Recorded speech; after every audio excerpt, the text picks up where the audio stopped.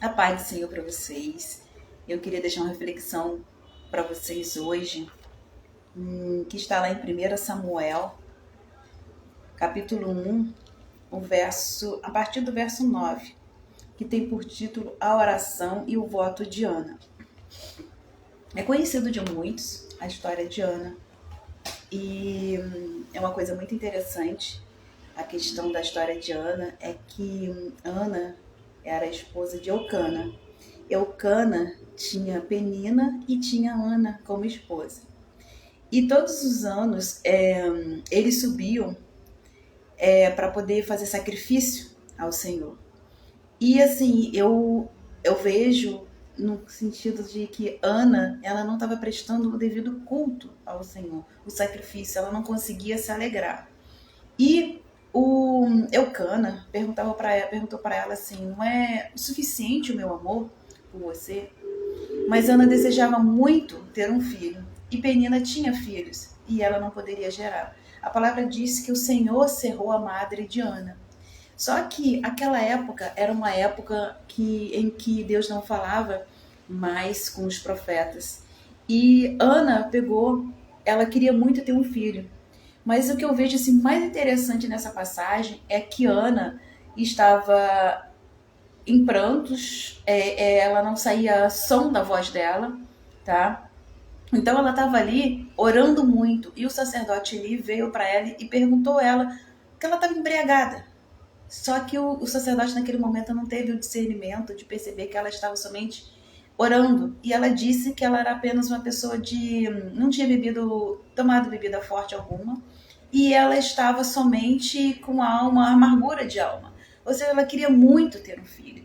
E se vocês forem observar o seguinte, Ana teve o propósito de fez um voto ao Senhor.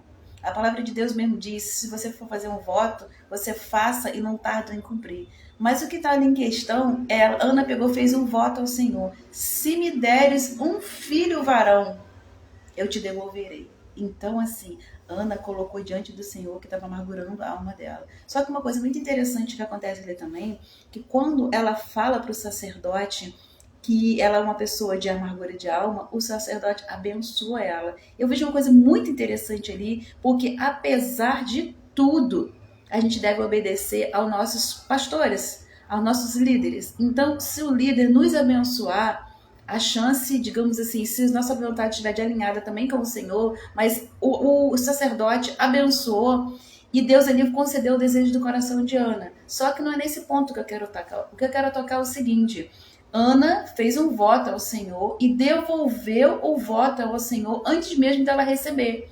Só que o que causou a Ana esse desejo assim incansável de ter um filho? Ela era constantemente afrontada pela sua rival Penina. Eu imagino nos dias atuais eu tenho, você não tem, eu tenho filho, você não tem. Então, assim, essas coisas, essas picuinhas que hoje, no dia atual, a gente pode imaginar que seja, como se for o sofrimento dela. Só que eu vejo o seguinte, Ana precisou de Penina para ser gerado o milagre dela, que foi Samuel. Então hoje eu quero te perguntar o seguinte, quem tem sido a sua Penina hoje? Quem tem sido? Qual a sua motivação hoje para buscar o Senhor? O que você tem feito em função de uma Penina que chegou na sua vida? Você tem entregue tudo ao Senhor, você se tem derramado. E eu vejo que muitas das vezes, para o nosso comodismo, nós cristãos, infelizmente, às vezes são muito cômodos. Às vezes nós pedimos assim, irmão, ora por mim. E na verdade nós também não entramos no problema. Então, a partir do momento que tem uma Penina na nossa vida, alguém que implica, alguém que incomoda a gente, como se fosse uma espinha realmente na carne, a gente pega, isso nos aproxima mais de Deus. Então, o que eu quero deixar a reflexão hoje para vocês é o seguinte: quem tem sido a Penina na sua vida? E aí? Precisamos ou não?